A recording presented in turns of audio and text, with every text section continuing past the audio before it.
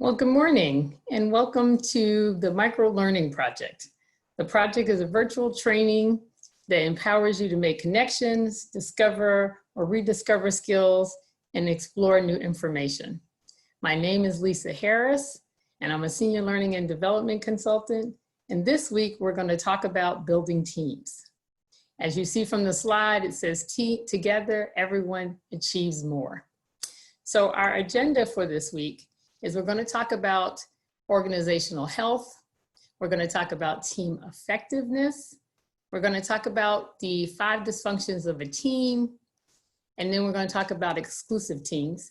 And then on Friday, I'm going to wrap it up with some of the learnings that you've had over the last 4 weeks in the Micro Learning Project and share some recommendations with you. Okay. To advance to the next slide.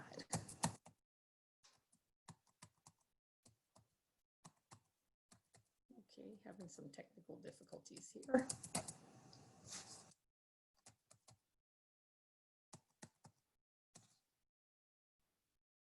I apologize, I'm trying to advance to the next slide and it doesn't want to advance to the next slide. No problem, Lisa. If you select the background and then advance, you should be able to. Background. I'm sorry.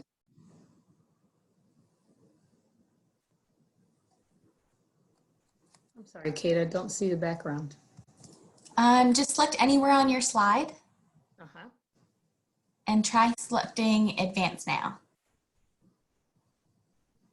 Ah, thank you. Thank you all for your patience. Okay, so we're going to talk about organizational health and we're going to talk about team building. So I want to share this slide with you as we talk about organizational health and why it's important to UVA.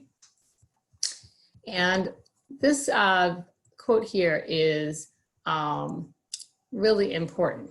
When we think about the importance of an organization, we think about it from a standpoint of organizational health and how it translates into its impact on UVA. And so as I talk about this, what's really important is we're going to start with the end in mind. And ultimately, teams create and drive healthy organizations. If you look at this definition of team, there are some things that I highlighted that I think are most important when you think about teamwork.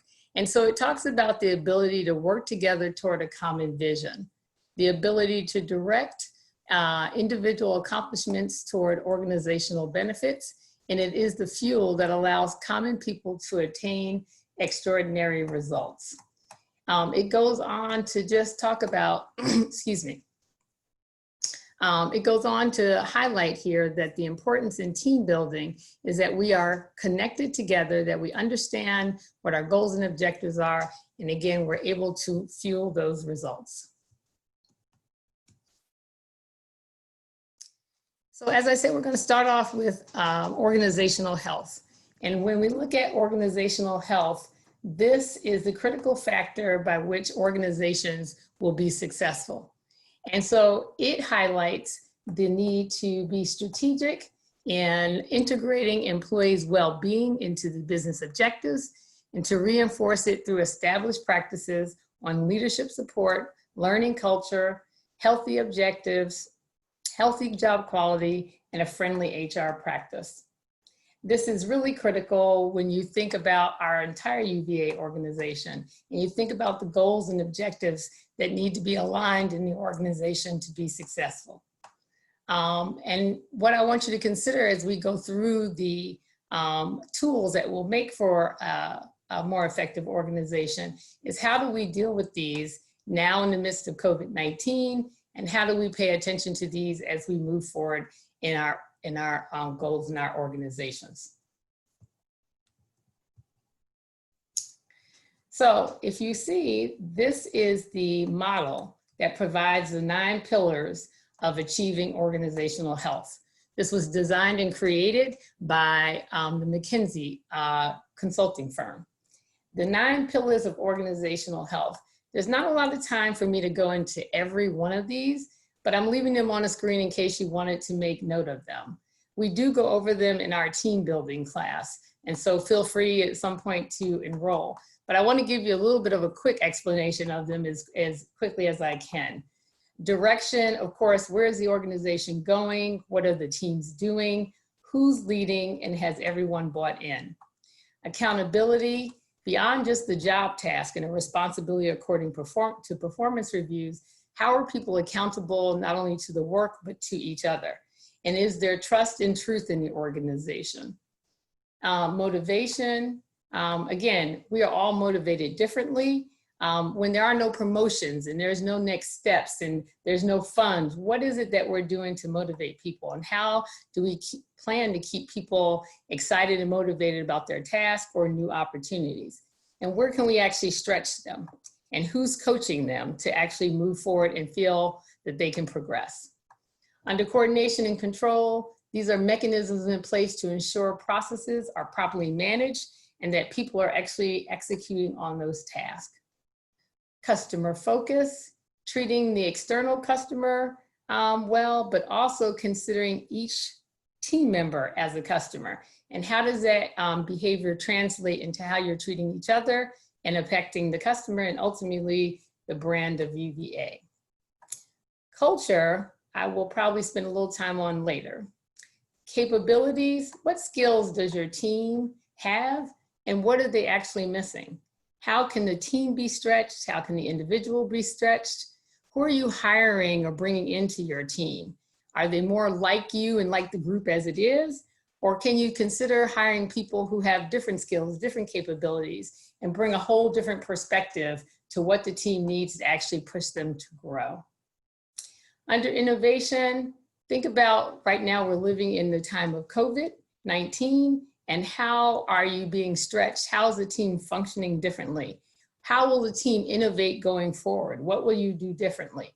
Think about your relationships together and think about your relationships with technology, who are the other partners or the other tools you're leading. And again, how will you innovate to support your organizational goals, and how will you innovate to support the 2030 strategic plan for the university? So all of these things highly impact teams.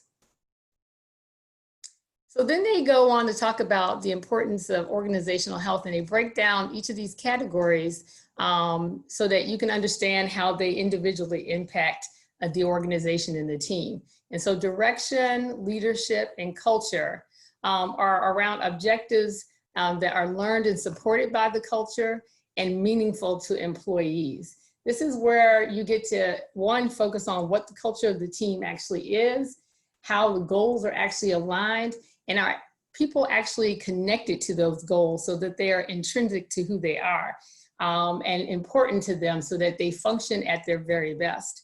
I used to work for an organization where our goals and our culture was actually on a badge, and the expectation is that at some point they became so ingrained in you and so memorized that it just became natural. So again, how do you do that in a way that is meaningful to the employee? And the real question is, have they bought into it? Because as we know, if people don't buy in, then they don't behave in a way that will support the team. The next one, customer focused leadership and innovation, are all around growth and renewal for the organization and the team. And it's all around effectiveness of understanding and interacting with both your external and internal customers. And so what is the relationship you have with each other? What is the relationship that you have externally? And how is that relationship internally driving the behavior externally?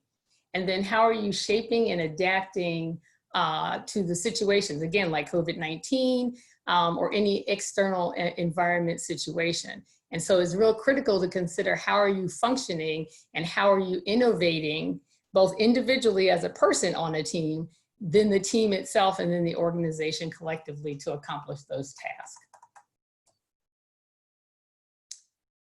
This next grouping, accountability, capabilities, coordination, and motivation, are all around the strategy, the more strategic aspects of how you manage to get your team and the organization to be effective. This one is, how are you aligned to the ultimate goal, your team's goal, your organization's goal, and then the overall goal of the university. And then the thought of where are the capabilities? What are you missing? What are the processes that are supporting or not supporting the team? Where are the things you can eliminate, and where are the things that you need to add in? And then really this one requires that you put a lot of time and thought around dedicating and assessing the individuals on the team, and then the team itself, and the team culture.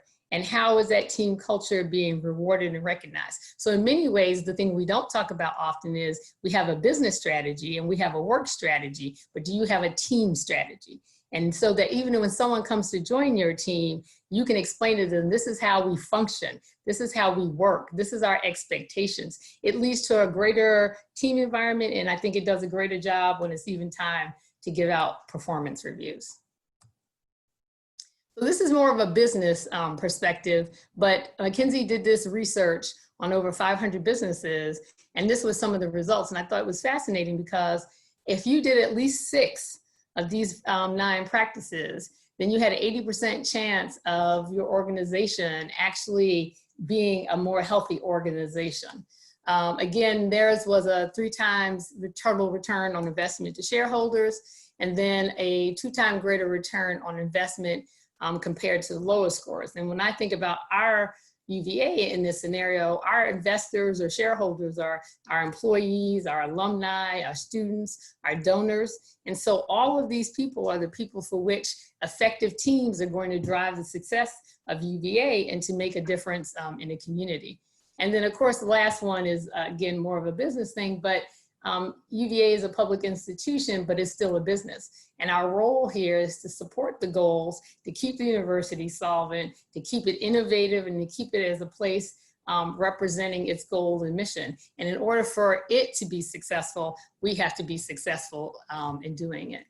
So I mentioned I go back to culture, and this quote from Francis Frey and Ann Morrison defines culture as being discretionary behavior.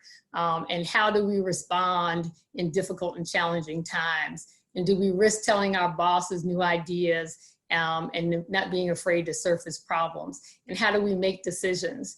And what do we do when no one is actually watching? And so, and equally important is what do we do while everybody's watching in terms of walking our talk?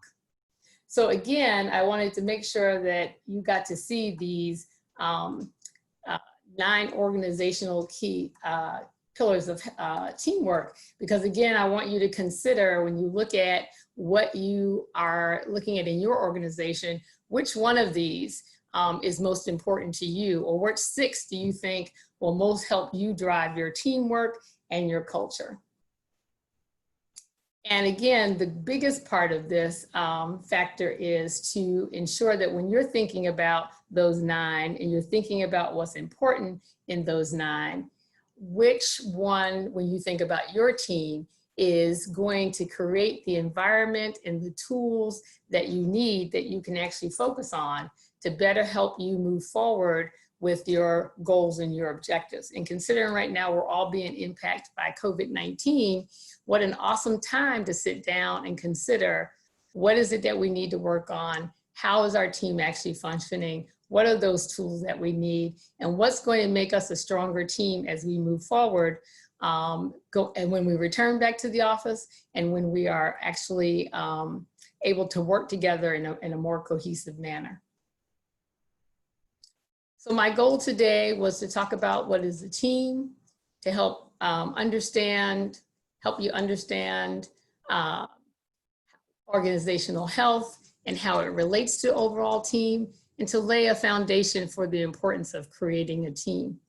I hope that that information may be new to some of you, but again, the most important thing here is to consider team from an overall organizational health perspective.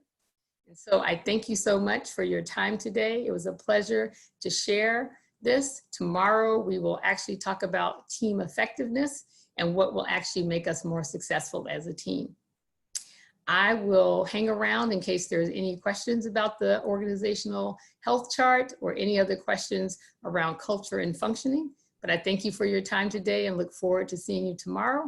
Will be some information in the chat. We want you to complete a survey. We'd love to have your feedback and look forward to hearing from you with any suggestions, questions, or feedback that you have. Again, thank you and have a good day.